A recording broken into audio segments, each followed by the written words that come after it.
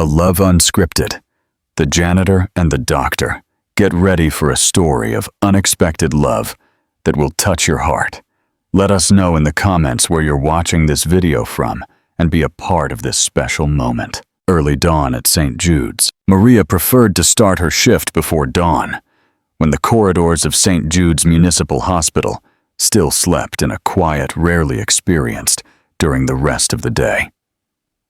At 5 in the morning, carrying her blue bucket and the cleaning supplies she always organized methodically, she glided across the linoleum floors like a silent shadow, almost invisible, as she had learned to be during her 3 years there. That March morning, unusually warm, even for early autumn, she cleaned the pediatric ward hallway with efficient, precise movements.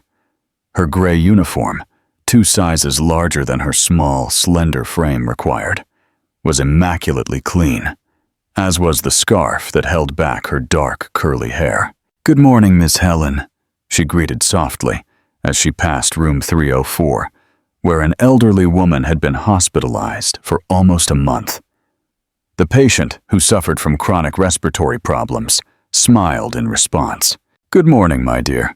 You brought the sunshine with you today." Maria smiled, a gesture that lit up her deep brown eyes in a way that surprised those who truly paused to notice her. "Are you better today, ma'am? Did you manage to sleep?" "A little better. That chamomile tea of yours helped." Maria felt a quiet satisfaction. Cleaning staff weren't supposed to offer anything to patients, but these small kindnesses were her way of resisting the institutional coldness that sometimes dominated the hospital. For her, every patient was someone who could be her grandmother, Teresa, who had raised her after her parents' premature death in a car accident when Maria was just 8.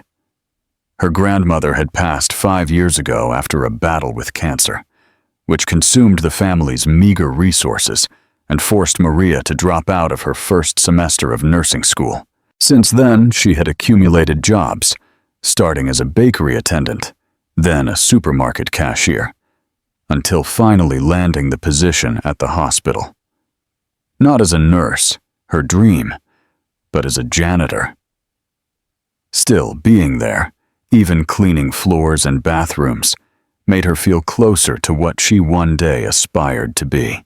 "If you need anything, I'll be back on my break," she promised, already resuming her routine. An unexpected encounter, around 7 o'clock, as the hospital began to fully awaken, with nurses changing shifts and doctors arriving. Maria had already cleaned 3 wings and was starting her work in the emergency room. It was there that she saw him for the first time. Tall, with broad shoulders, and a posture that betrayed his privilege, he wore an impeccably white lab coat over expensive, understated clothes. His light brown hair was perfectly cut, and his gray-green eyes scanned the medical chart in his hands with a concentration that slightly furrowed his brow. Dr. Alexander Alex Vance, as Maria would later learn, was the new volunteer ER physician, fresh out of the country's most prestigious medical school.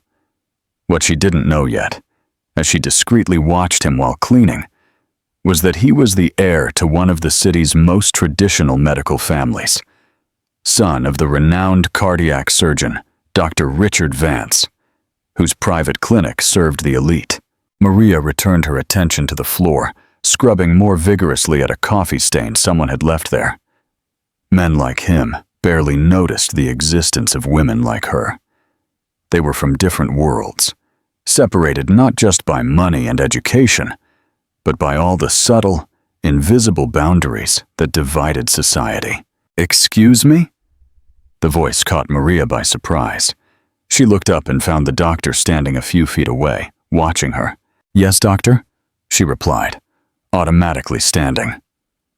On the rare occasions when doctors spoke to her, it was usually to complain about something or to ask her not to clean a certain area at that moment. "Could you tell me where the medication stockroom is?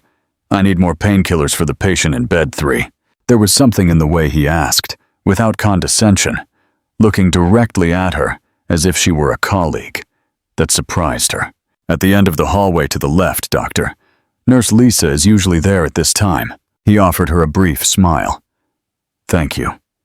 And then, after a slight hesitation, what's your name? Maria.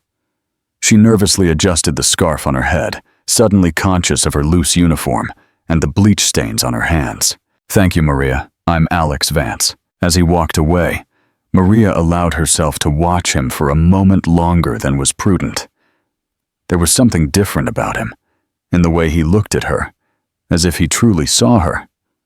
It was something small, almost insignificant, yet it stayed with her for the rest of the day, like a musical note that continues to vibrate even after the instrument silences. A glimpse of true compassion. In the following weeks, Maria noticed that Dr. Alex didn't follow the usual patterns of other doctors. He arrived early, often when she was still finishing cleaning the main corridors, and left late. Unlike most volunteer doctors, who appeared for a few hours and quickly returned to their lucrative private clinics, he seemed genuinely committed to the patients of the public hospital. Even more surprising was the way he interacted with everyone, from the nursing staff to the security guards, from patients to anxious family members. There was a genuine kindness that contrasted with the image Maria had built of elite doctors. On one particularly chaotic morning, while cleaning a spill near the emergency reception, she observed him kneeling on the floor, talking at eye level with a little girl, approximately 6 years old, who had arrived with a possibly broken arm. The child, initially in tears, was now smiling shyly as he performed a small demonstration with his own fingers, explaining what would happen during the X-ray exam. He's different, isn't he? The voice of Ms. Judy, one of the hospital's oldest receptionists, caught Maria by surprise. Pardon me, Dr. Vance, you keep looking at him. The older woman smiled kindly. I don't blame you. Besides being a handsome young man, he has a heart you don't see much around here, in this new generation of doctors. Maria felt her face flush. I just noticed he treats patients well, that's all. Ms. Judy murmured, with a knowing smile. Well, they say he could be making a fortune at his father's clinic, but he chose to work here voluntarily. Go figure. That information made Maria observe Alex with new eyes in the following days. If he was truly from a rich, traditional family, what was he doing dedicating so many hours to a run-down public hospital, dealing with resource scarcity and precarious conditions? The answer began to unfold on a rainy April afternoon when Maria found him sitting alone in the small staff break room, his head in his hands. She had entered to put away some cleaning supplies and intended to leave discreetly when she noticed him, but he looked up before she could retreat. His eyes were red, as if he had held back tears. Sorry, she murmured, backing towards the door. I didn't know anyone was in here. It's okay, he replied, his voice hoarse. It's not a private room. There was an uncomfortable moment of silence. Maria knew she should simply leave, but something in his desolate expression stopped her. Are you all right, doctor? Alex let out a deep sigh. We lost a patient today, a 4-year-old girl, complications from pneumonia. He looked at his own hands. If we were in a hospital with more resources, maybe. He didn't complete the sentence, but it wasn't necessary. Maria knew the stories of St. Jude's well, patients who could have been saved if there were more equipment, more medicine, more doctors, more of everything. I'm so sorry, she said softly, not knowing what else to offer. To her surprise, Alex looked at her with unexpected gratitude. How long have you worked here, Maria? 3 years, she replied, still standing near the door. And you can handle it? See all this suffering daily? The question caught her off guard. No one, especially no doctor, had ever been interested in how she dealt with the hospital's difficulties. I clean, she replied simply. Seeing his confused look, she elaborated. I clean what I can. The floors, the walls, the stains. I can't save lives like you, but I can make this place a little cleaner, a little more dignified for those who need to be here. Something in the simplicity of that answer seemed to touch Alex deeply. He watched her for a long moment, as if seeing her for the first time. "Please don't call me doctor when we're talking like this," he requested. "My name is Alex." "That wouldn't be appropriate," she replied automatically, aware of the hospital's rigid hierarchies. "Why?" he asked. "We're two people trying to do our job in a broken system."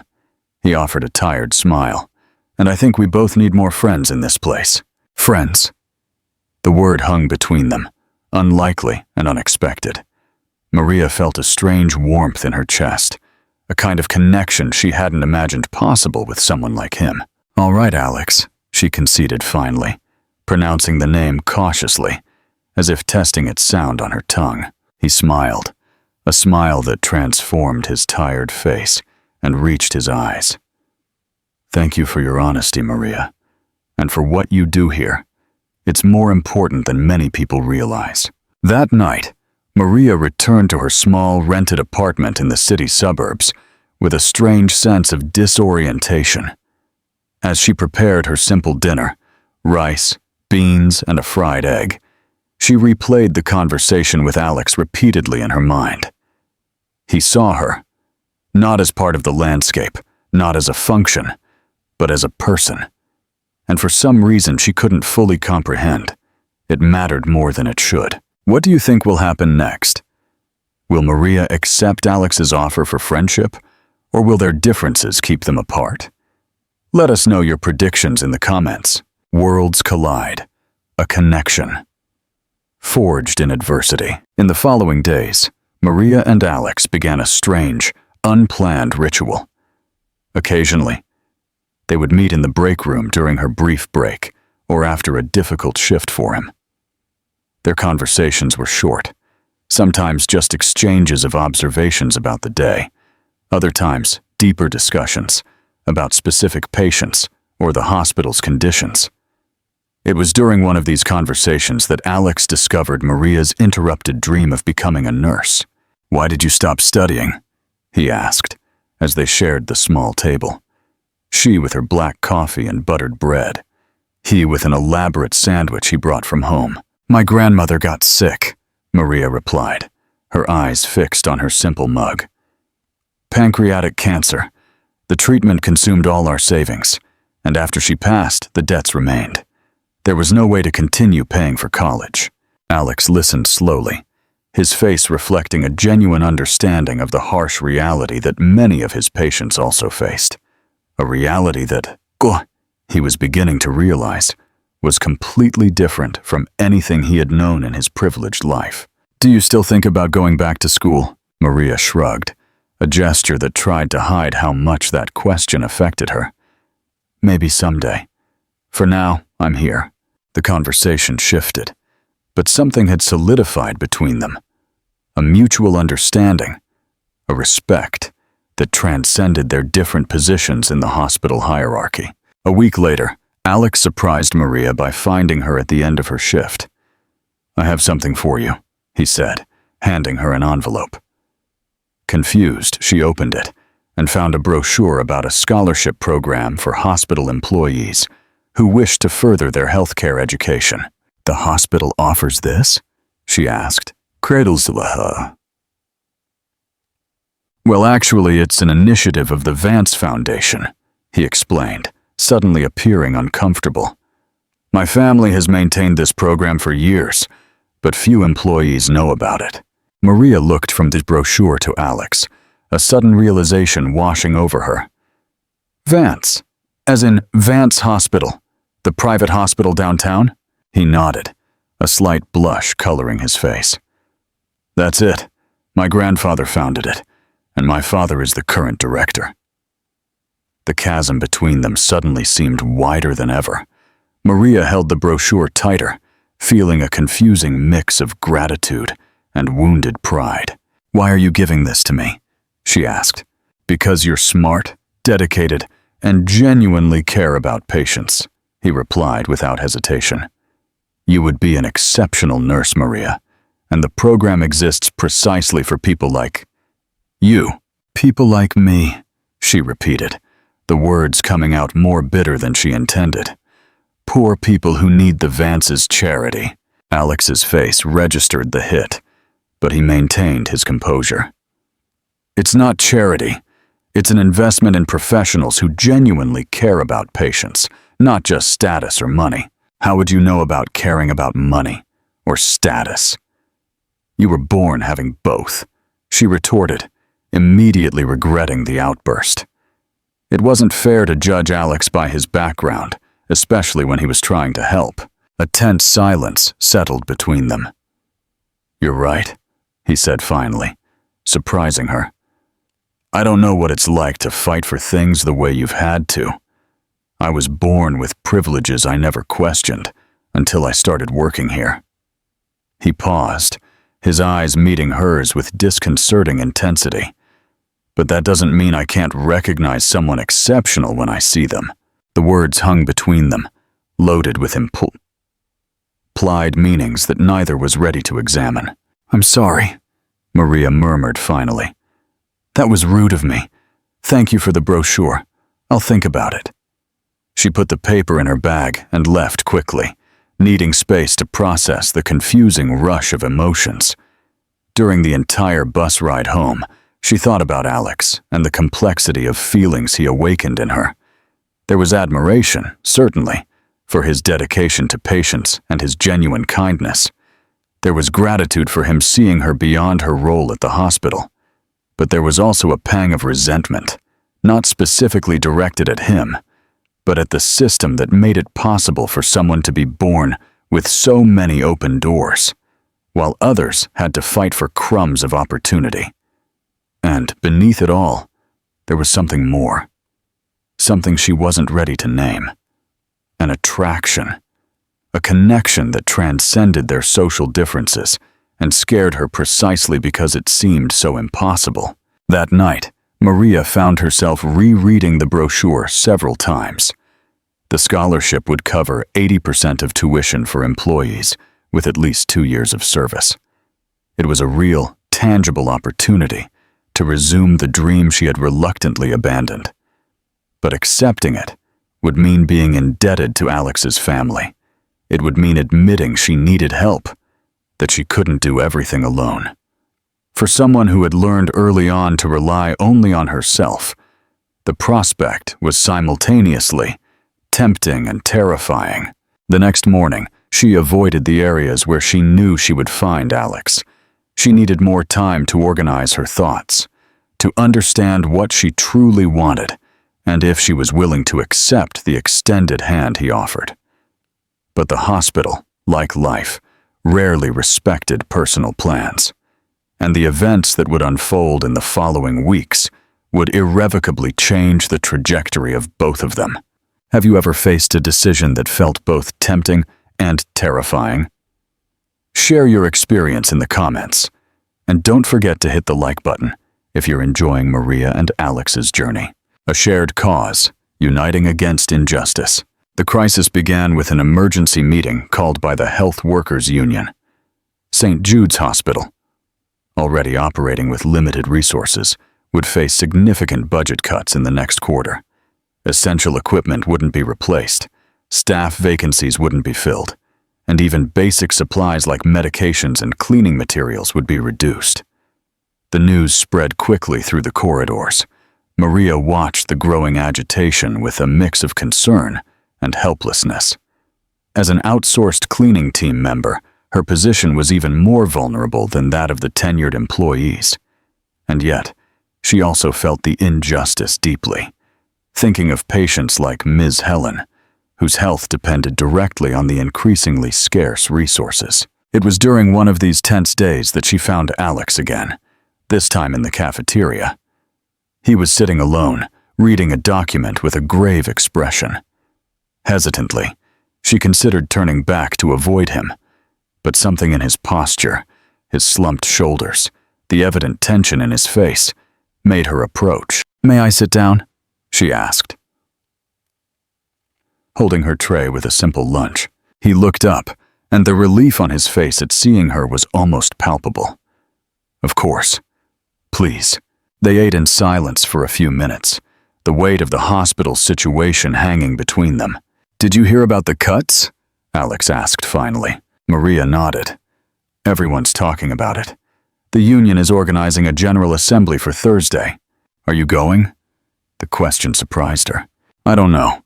Outsourced employees usually don't have much say in these meetings." Alex frowned. "But you'll be the most affected. It's unfair." "Many things are unfair," she replied simply, stirring the rice on her plate. Then, looking directly at him, "And you? Taking a stand against budget cuts, wouldn't that go against your family's private hospital interests?" It was a direct, almost provocative question. But Alex didn't shy away. "My family has no interest in seeing the public health system dismantled," he replied firmly.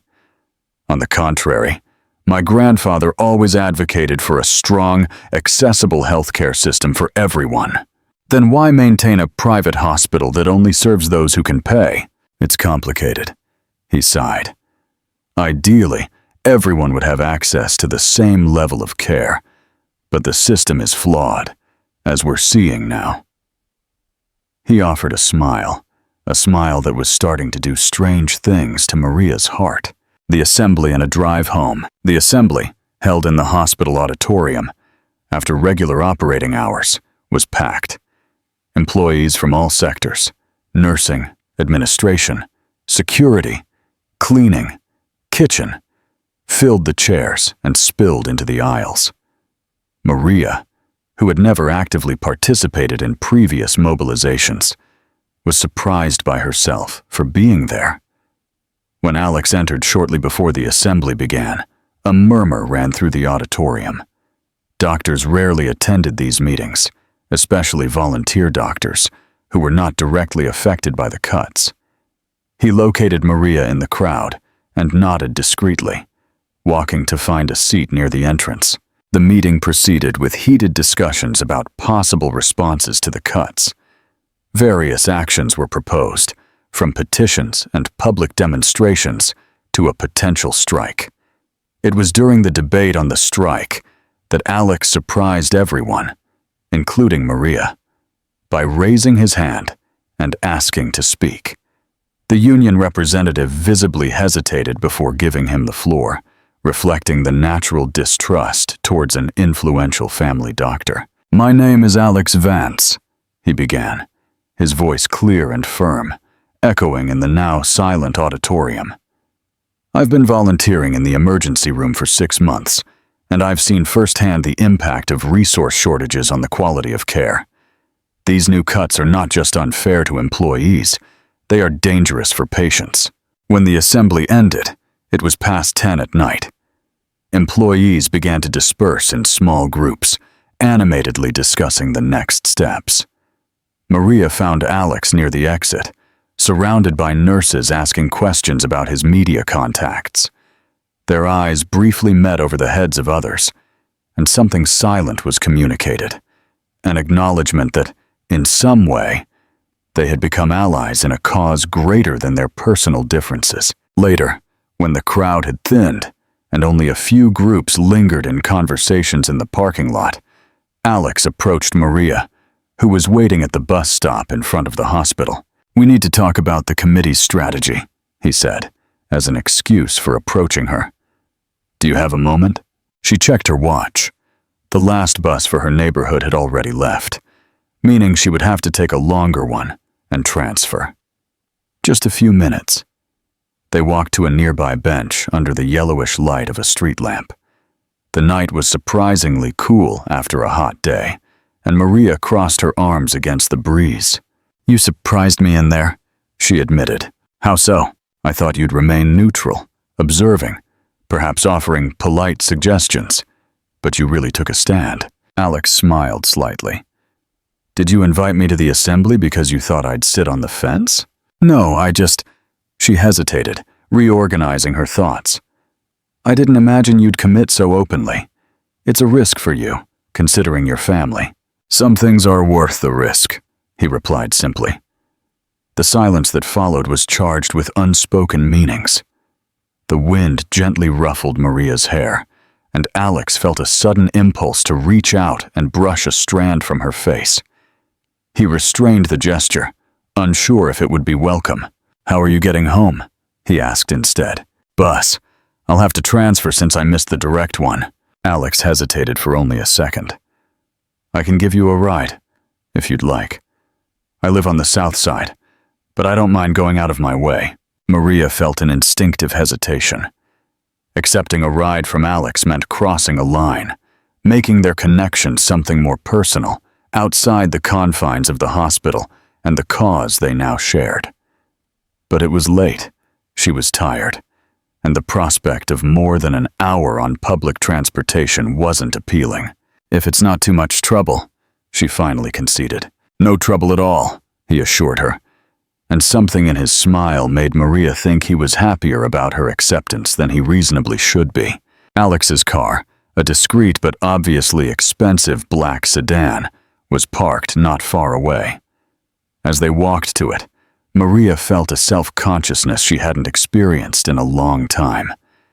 It was as if two worlds were colliding, hers, made of crowded buses and overdue bills, and his, of luxury cars and abundant opportunities. "Where are we headed?" he asked, opening the passenger door for her. "Hope Village," Maria replied, naming a peripheral neighborhood, about 40 minutes from the hospital. She saw a brief flicker of surprise on Alex's face. He had probably never driven through those streets, but he simply nodded and walked around to get into the car.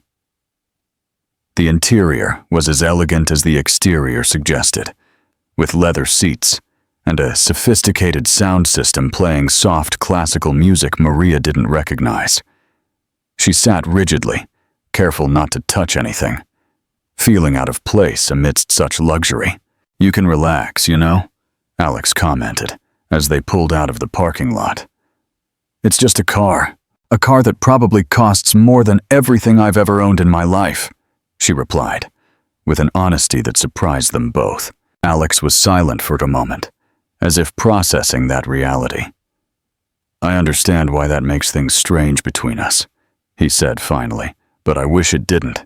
"Like what?" "Like you not seeing me just as a rich kid trying to do charity." Maria turned to look at him. In his profile, illuminated by occasional road lights, he looked simultaneously younger and more tired than at the hospital. "That's not how I see you," she said softly. "Not anymore, at least." He shot her a quick glance, a small smile on his lips. "No? And how do you see me now?" She considered the question, feeling that her answer mattered more than a casual ride-along conversation. "As someone trying to make a difference, even if you don't have to. And that's admirable." Alex's smile widened, lighting up his face in a way that made something churn in Maria's stomach. The rest of the drive was filled with surprisingly easy conversation about the newly formed committee, plans for the mobilization against the cuts, and, gradually, more personal topics. Alex spoke about the pressure of growing up in a renowned medical family, the constantly high expectations, the constant feeling of never doing enough. "My father wanted me to specialize in cardiac surgery, like him," he recounted. "I considered the idea until my last year of college, when I did a volunteer internship at a health clinic in the outskirts. That's where I realized I wanted to do something different, something that truly helped those who need it most." "And your father accepted your decision well?" Alex chuckled, a sound without much humor. "Let's just say we're still negotiating that difference in views. He thinks I'm wasting my potential at St. Jude's."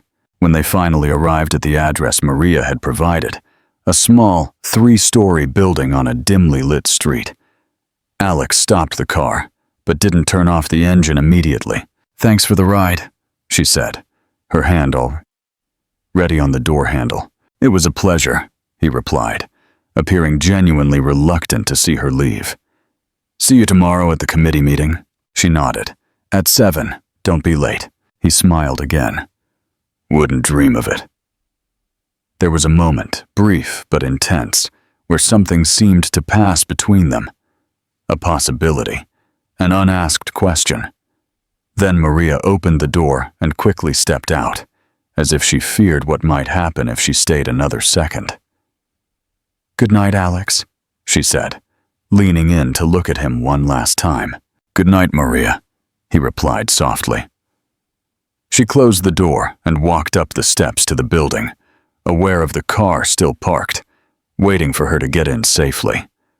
Only when she unlocked the entrance door and waved briefly did he start the engine and drive away.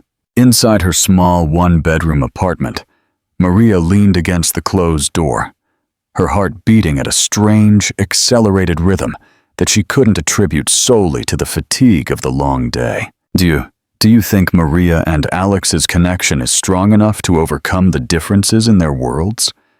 Comment below and share your thoughts. Testing the bonds. A father's disapproval, the following days, brought an intensification of both the hospital's mobilization and the growing closeness between Maria and Alex. As members of the Anti-Cuts Committee, they met almost daily for meetings, planning actions, and coordinating with other sectors. To the surprise of many, Alex was often present at these actions, talking to people, explaining the impacts of the cuts with a clarity that made the subject accessible even to those unfamiliar with hospital management. It was during one of these actions, on a particularly hot afternoon, that an unexpected incident further changed the dynamic between them. Maria was collecting signatures when she saw a group of men in suits approaching the hospital entrance. At the center of them, walking with the upright, confident posture of someone accustomed to commanding, was an older man whose resemblance to Alex was unmistakable. Dr. Richard Vance, Alex's father, had come personally to St. Jude's, apparently for a meeting with the board. His gaze quickly swept over the small group of employees with T-shirts and signs against the cuts, and Maria saw a flicker of disapproval on his face. At that moment, Alex also spotted his father.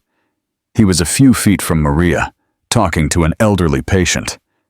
The expression on his face upon seeing his father was a complex mix of surprise, resignation, and something that looked very much like determination.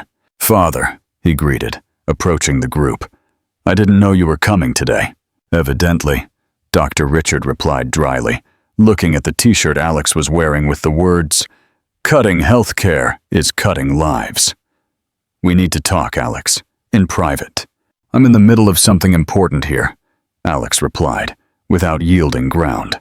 The elder Vance pressed his lips into a thin line of disapproval. "This is reckless and you know it. Your participation in this protest is putting our family in a delicate position with the Department of Health. The family is in a delicate position because the values grandfather championed are being abandoned in the name of profit," Alex responded, his voice calm but firm. Maria watched the exchange, fascinated by Alex's courage in confronting his father publicly, defending a cause that went against his family's immediate interests, but aware that she was witnessing something deeply personal. "I will not discuss this here," Dr. Richard declared finally, his voice tense. "Come to my office tomorrow. We have much to discuss." With that, he and his group entered the hospital, leaving Alex standing at the entrance, visibly shaken. Despite his resolute stance, Maria hesitated for only a moment before approaching him. "Are you okay?" He ran a hand through his hair, a gesture she had already noticed was a sign of nervousness. "Yeah, just family complications. Nothing I didn't eventually expect." He seemed pretty upset. "He is. My father believes that public and private medicine can coexist peacefully, as long as each stays in its place. Seeing his son and heir involved in mobilizations against budget cuts wasn't in his plans for the Vance empire." There was an unusual bitterness in his voice. "Do you regret it?" she asked softly. "Getting involved in all this?" Alex looked at her, his gray-green eyes intense under the afternoon sun. Not for a second. Something changed between them in that moment. A mutual recognition that, despite all their differences, they shared fundamental values that brought them closer than any external circumstance could separate them. A crossroads and a confession. The next day, during lunch break, Maria found Alex in the break room, looking preoccupied as he checked his phone. "Meeting with your father?" she asked, sitting beside him with her simple packed lunch.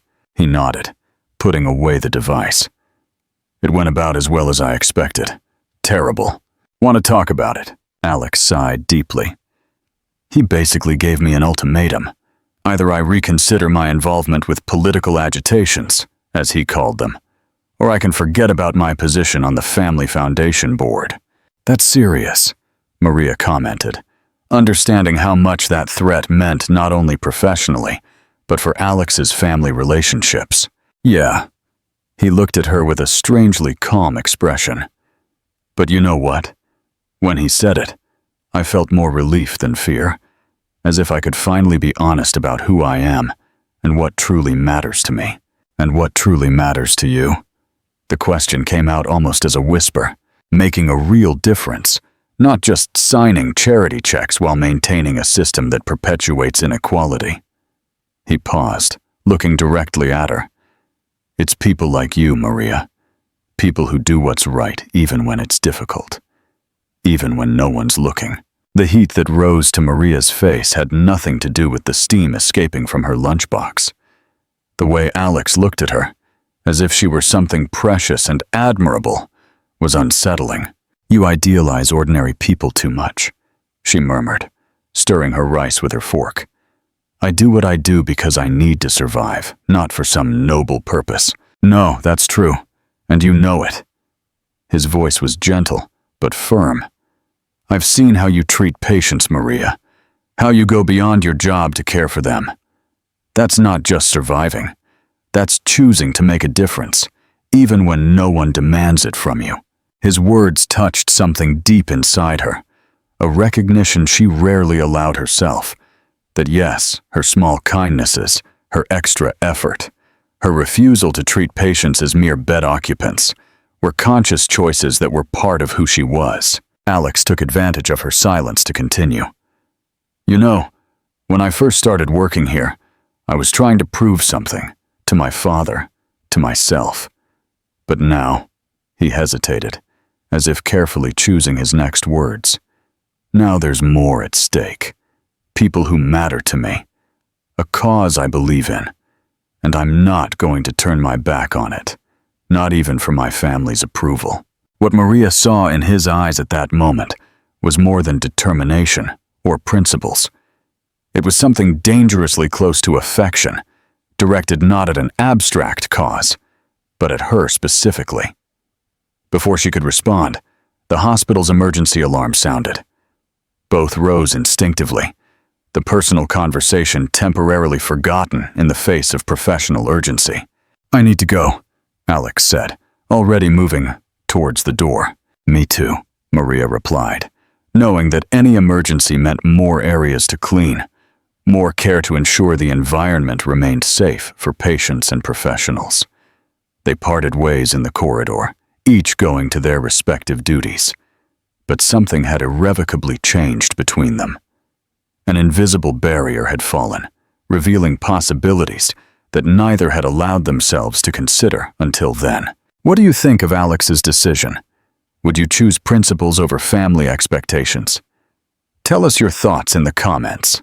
A shared kiss and a fear of the unknown. In the following weeks, the mobilization against the cuts intensified. Local media and even some national outlets began covering the hospital situation, largely due to the interviews Alex gave, clearly explaining the impacts of the cuts on the quality of care. Parallel to this, the relationship between Maria and Alex evolved from an improbable friendship into something deeper and more complex. Occasional rides became regular, cafeteria conversations stretched longer and longer. Text exchanges continued after work, initially about committee matters, gradually including more personal topics. It was Ms. Judy, with her sharp wit honed by years, who verbalized what many had already noticed. "You two are dancing around each other like teenagers," she commented to Maria as they organized flyers for a demonstration. It's nice to see, but also a little frustrating. Someone needs to make the first move. I don't know what you're talking about, Maria replied automatically, feeling her face heat up. Of course not, Ms. Judy smiled. You just don't know that young man looks at you like you hung the moon in the sky. We're just friends, Maria insisted, though her heart raced at the thought of the implications of her colleague's words. Allies in the same cause. Honey, I'm old enough to be your mother, and I've seen this movie many times, the receptionist replied with a gentle smile. What you two have goes far beyond just friends. The question is, what are you going to do about it? The question haunted Maria for the rest of the day. What would she do about the feelings growing within her? Feelings that contradicted everything she had always considered possible or prudent? The answer came unexpectedly, during a particularly chaotic night in the hospital emergency room. A serious accident had brought multiple victims, overwhelming the already reduced staff. Maria worked tirelessly to keep the corridors and rooms clean, ensuring that doctors and nurses had a proper environment to save lives. It was in this crisis scenario that she saw Alex in action as never before, coordinating teams, treating patients, making quick and precise decisions in literal life-or-death situations. There was no trace of the rich boy she had initially imagined. Just a dedicated doctor, committed to every patient who passed through his hands, regardless of their social status. When the emergency finally stabilized hours later, Maria found him sitting alone in an empty corridor, exhausted, with blood stains on his lab coat and an expression of deep sadness. Without saying anything, she sat beside him. "We lost two," he said after a few moments of silence. "A 67-year-old man and a girl of just 19. If we had more equipment, more staff." The anger and helplessness in his voice were palpable. Maria, in an instinctive gesture, took his hand. Both their hands were rough after hours of intense work. His from washing so much between procedures, hers from cleaning chemicals. "You did everything you could," she said softly. "I saw you working. No one could have done more." He looked at their intertwined hands, and then at her face. "Why do we do this, Maria? Why do we keep fighting when it seems like the whole system is against us?" "Because it's the right thing to do," she replied simply. "Because every life matters. Because giving up is not an option."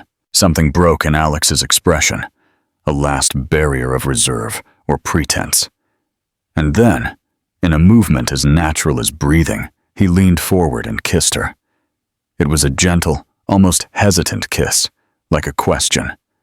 Maria froze for a moment, surprised not by the gesture itself, which somehow felt inevitable, but by the intensity of what she felt in response. Then, before she could overthink it, before all the reasons why this was complicated could flood her mind, she kissed him back. When they finally broke apart, Alex looked at her with a mixture of astonishment and joy, as if he couldn't believe what had just happened. "I didn't plan this," he said, still holding her hand. "Me neither," she replied with a small smile. "But I think a part of me has been waiting for this. For a while." "Me too," he confessed, his thumb tracing soft circles on her palm. "Ever since that first conversation in the break room, when you said you simply clean. There was so much dignity and purpose in those simple words. That's when I started to realize you were different from anyone I'd ever met." Maria felt a wave of emotion she couldn't fully name. For so long, she had seen herself only as someone struggling to survive, to keep her head above water. To see herself reflected in Alex's eyes as someone valuable, admirable, desirable, was simultaneously disconcerting and deeply affirming. "This is crazy," she murmured, though she didn't let go of his hand. "We're so different. Our worlds are so different." "Maybe not as much as it seems," he replied. "In the last few months, I've thought a lot about what truly matters in life. And it's not the things that separate our worlds, money, status, privilege. It's the things we share, compassion, integrity, the will to make a difference. Before she could respond, the sound of approaching footsteps brought them back to the reality of the hospital. Quickly, they pulled away from each other, returning to a professionally appropriate distance. A nurse appeared in the hallway. "Dr. Vance, we need you in room 3. "I'm coming," he replied, getting up. Before following the nurse, he looked at Maria one last time. "Can we talk later? Maybe get coffee when my shift ends?" She nodded, unable to trust her voice at that moment. As she watched him walk away, Maria felt simultaneously light and scared. What had begun as an improbable friendship across social barriers was transforming into something far more complex and potentially painful. But for the first time in a long time, she was willing to risk the pain for the possibility of something truly meaningful. What do you think of that kiss? Was it a turning point for Maria and Alex? Let us know your thoughts in the comments. And don't forget to subscribe for more compelling stories. Defining their own terms. A love forged in purpose. The promised coffee happened at a small diner near the hospital. A simple place frequented mostly by staff looking for a quick meal between shifts. The choice of location didn't go unnoticed by Maria. Alex had chosen an environment where she would feel comfortable, not one of the elegant restaurants he surely frequented with his family. Sitting at a back table with cups of coffee in front of them, both seemed simultaneously eager and hesitant, as if they didn't quite know how to proceed after the moment of intimacy they had shared. "About what happened earlier," Alex began finally. "It was a moment of emotion," Maria quickly finished. "We were both exhausted, shaken by the emergency situation." He studied her for a moment, a serious expression on his face. "Is that what you really think? That it was just the stress of the moment?" Maria stared at her cup, avoiding his penetrating gaze. "I don't know what to think, Alex. We are very different people, from completely different worlds." "You keep saying that," he replied, a note of frustration in his voice. "But I think those are just excuses to maintain a safe distance." His words hit a raw nerve. "Excuses?" She looked up, suddenly irritated. "Do you think this is easy for me? That I'm just making up problems? The reality is that you can play rebel now, fighting the system and dating the janitor, but eventually you'll go back to your world. I will always be who I am, Alex." He recoiled slightly, surprised by the intensity of her reaction. "It's not fair to accuse me of playing rebel. What I feel for you, what I believe about the hospital and the healthcare system, is genuine." "Maybe now it is," she conceded, lowering her voice as she noticed some people at nearby tables starting to look. "But you have choices I will never have. You can decide to go back to your father's clinic tomorrow, and everything will be fine. Your life will remain comfortable. I don't have that security." A tense silence settled between them. Alex seemed to be struggling to find the right words, his face showing a mix of hurt and determination. "I understand why you feel that way," he said finally. "And I won't pretend to fully comprehend what it's like to live without the advantages I've always had. But I also won't allow you to put me in a box based solely on my family background." He extended his hand across the table, not touching hers, but leaving the invitation implicit. "What I feel for you is real, Maria. And what I believe about justice and quality healthcare is too. I'm not playing rebel. I'm finally living according to my own values, not the ones imposed on me." There was a sincerity in his words that was hard to ignore. Maria felt her anger subside, replaced by a more complex swirl of emotions. "I'm scared," she admitted finally, her voice almost a whisper. "Not just of what people would say, or how your world would see me. I'm afraid of allowing myself to feel something for you, and then discovering I was right all along. That we're incompatible. What if we're wrong?" he asked softly. What if we discover that what we share, our values, our worldview, what we feel for each other, is stronger than all these external differences? Maria looked at him, at the man who had challenged all her initial expectations, who had shown an integrity and compassion she never expected to find in someone from his background. And she realized that despite all her fears and reservations, she wanted to discover the answer to that question. Slowly, she extended her hand, allowing her fingers to brush his across the table. "I don't know where this will lead us," she said. "Honestly, neither do I," he admitted with a small smile. "But I'd like to find out if you're willing." That conversation marked the beginning of something new between them. Not exactly a relationship in the traditional sense, but an agreement to explore whatever was growing between them, even with all the complications that implied. In the following days, they developed a cautious routine. Alex continued giving Maria rides after shifts, sometimes stopping somewhere for a simple meal or just a conversation.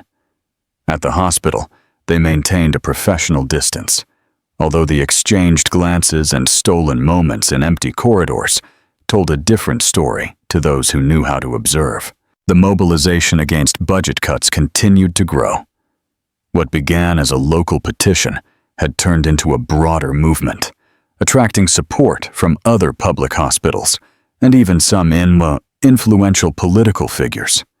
It was during an interview for a major newspaper that Alex finally made public his rupture with his family's view on the healthcare system.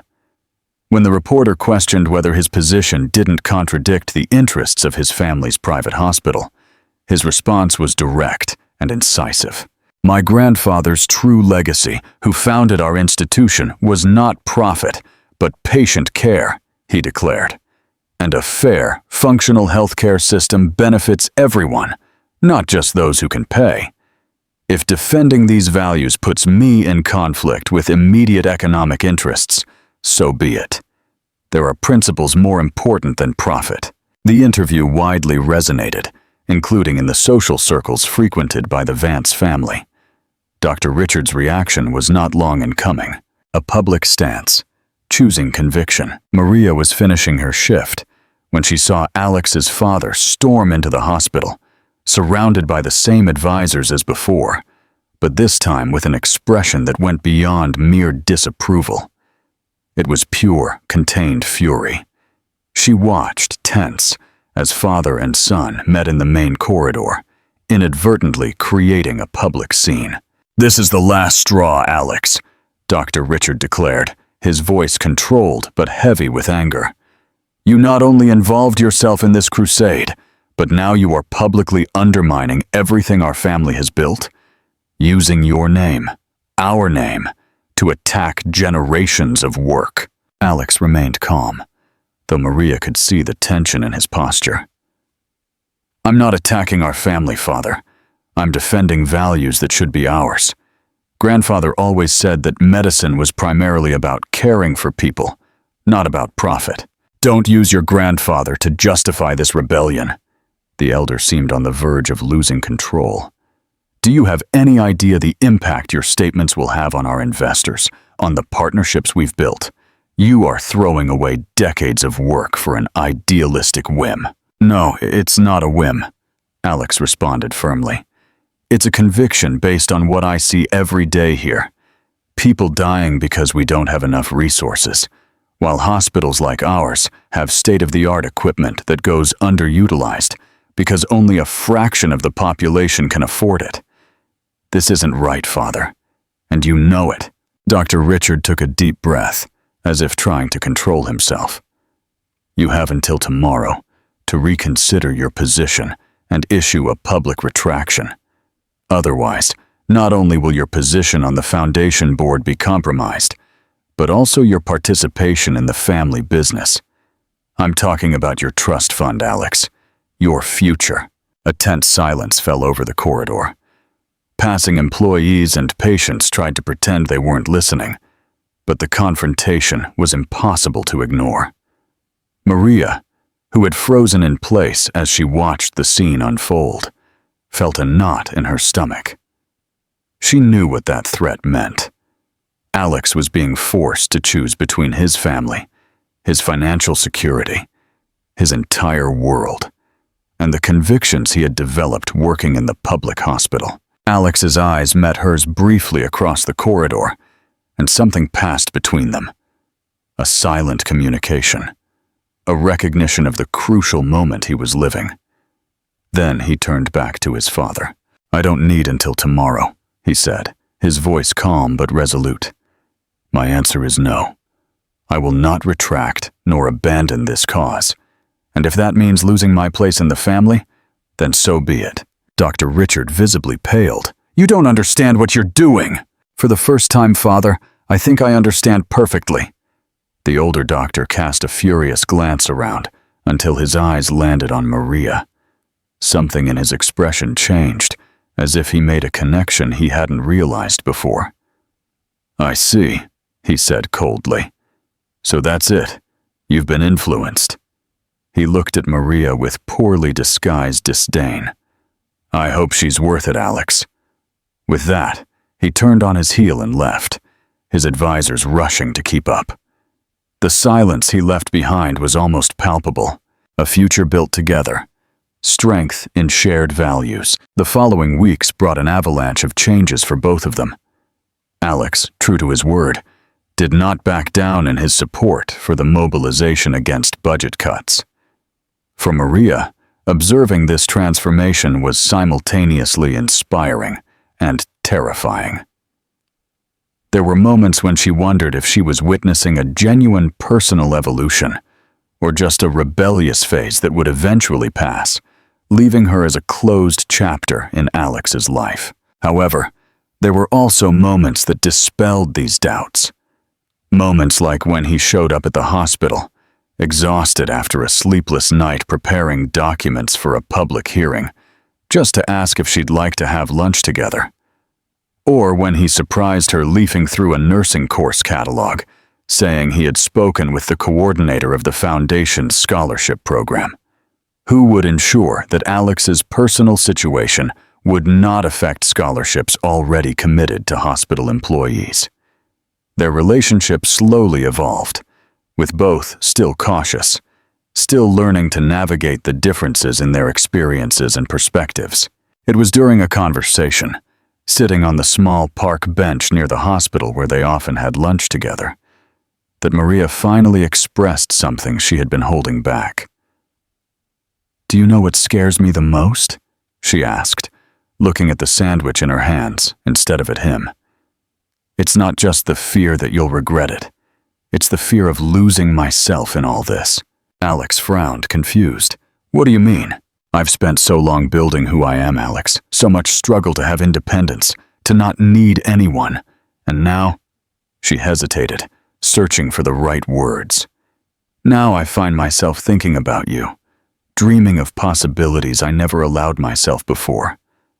What if I lose myself in this fantasy?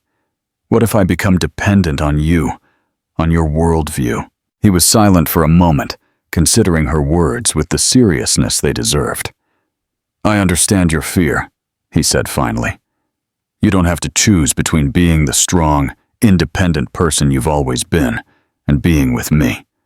I'm not asking you to become someone else, Maria. I'm asking for us to build something together, as equals, each bringing our own strength to the relationship." He took her hand gently.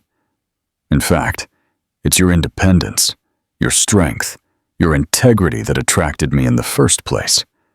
Why would I want you to lose those qualities?" His words touched something deep within her, a recognition that perhaps it was possible to maintain her identity while opening herself to the vulnerability of loving and being loved. It was a delicate balance, one that would require constant communication and mutual respect, but not impossible.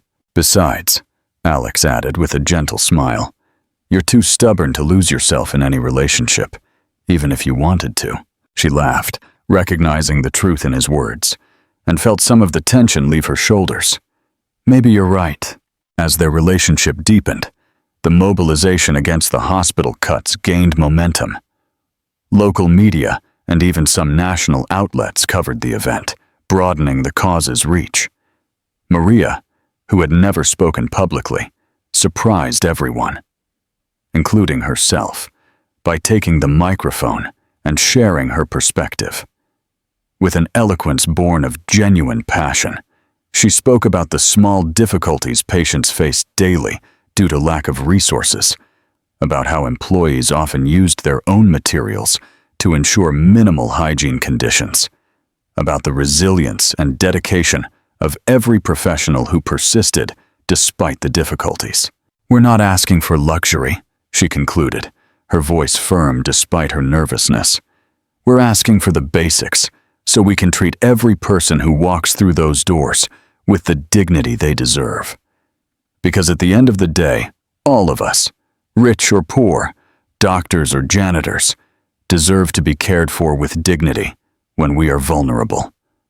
The ovation that followed was deafening. From his seat in the audience, Alex watched her with a mixture of pride and admiration that made his heart swell in his chest. Later that night, as they walked hand in hand to her apartment, he said something that would stay with her for a long time. "When you spoke today, I saw the future," he commented almost casually. "The future? What do you mean?" "I saw the nurse you will be one day." He squeezed her hand gently. "Strong, passionate, articulate, a fierce advocate for patients. You're going to be extraordinary, Maria." The fact that he spoke about her dream, not as a distant possibility, but as a certainty, as something he simply knew would happen, touched her deeply. It was a form of faith that no one, besides her late grandmother, had ever shown. "Thank you for believing in me," she murmured, resting her head on his shoulder as they walked. "It's not hard to believe what's evident," he replied simply. The public hearing marked a turning point in the mobilization. Media visibility, combined with growing public pressure, began to take effect. Weeks later, the Department of Health announced a review of the proposed cuts, agreeing to maintain minimum funding levels for critical areas and committing to seek alternative resource sources. It wasn't a complete victory. Many of the budgetary restrictions would remain. But it represented that collective mobilization could, indeed, make a difference. At the celebration organized by the union after the announcement, Maria and Alex found themselves at the center of the congratulations. Their joint work had been crucial to the partial success of the mobilization. It was Ms. Judy, ever observant, who raised the toast that made everyone smile.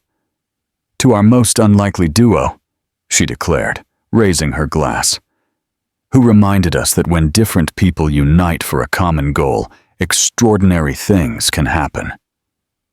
The glances Maria and Alex exchanged at that moment contained more than just satisfaction for the recognition of their work. It was a mutual understanding that those words applied not only to the mobilization, but to the personal journey they had been sharing. Later, as the celebration began to wind down, Alex pulled Maria aside to a quieter corner. "I have something to tell you," he said, an expression difficult to read on his face. "What is it?" she asked, suddenly concerned. "I received an offer," he explained. "Dr. Matthews, the director of St. Jude's, invited me to take on an administrative position. He wants someone who understands both the medical side and public health policy issues to help restructure the hospital after this crisis." Maria blinked, surprised. "That's incredible, Alex. Did you accept?" "Not yet," he replied, studying her face. "I wanted to talk to you first. If I accept, I'll have to reduce my hours in the ER. But I'll be able to influence important decisions about resource allocation, hiring, improving protocols." "That sounds perfect for you," she said sincerely. "You would be excellent in that role." He smiled, visibly relieved by her reaction. "There's one more thing," he added. "Part of the restructuring includes expanding the professional development program for employees. And I was thinking—" He hesitated, suddenly nervous. "I was thinking maybe you could finally enroll in nursing school." Maria felt her heart race. The dream she had reluctantly abandoned years ago, which had resurfaced only as a distant possibility in recent months, now seemed tangible, achievable. I don't know if I can balance work and studies, she hesitated. The program includes flexible hours for employees and students, he explained. It was one of the conditions I set for Dr. Matthews. She stared at him, a suspicion forming in her mind. You suggested that specifically, thinking of me. Not just you, he quickly corrected. There are many talented employees at the hospital who would like to advance professionally but don't have the opportunity. But yes, I thought of you too. Is that wrong? She considered the question seriously. But looking into Alex's eyes, she saw only respect and the sincere desire to use his position to create opportunities that should exist independently. No, she replied finally. It's not wrong. It's what we do for those we love, isn't it? We use what we have to support their dreams. It was the first time the word love had been mentioned between them, even indirectly. Alex took her hands, his eyes lighting up with an intensity that left her breathless. Yes, he agreed softly. That's exactly it. A meaningful silence stretched between them, full of unspoken possibilities, of futures. So, Maria broke the silence finally, a small smile playing on her lips. An administrative director and a nursing student. Is that our next chapter? Sounds like a good start, Alex replied, pulling her closer. Though I suspect the real story is just beginning. As their lips met, sealing promises not verbalized but deeply felt, Maria allowed herself to believe, not just in the love growing between them, but in the possibility of a future where their differences didn't separate them, but strengthened them. A future where both could be true to themselves and yet build something new and valuable together. And perhaps, she reflected, as she lost herself in Alex's embrace, that was the truest and hardest won harmony. Your interactions are so important. The more you comment and share, the more we can bring you heartwarming stories. Write your name in the comments, and we might include it in one of our stories with a special shout out to you.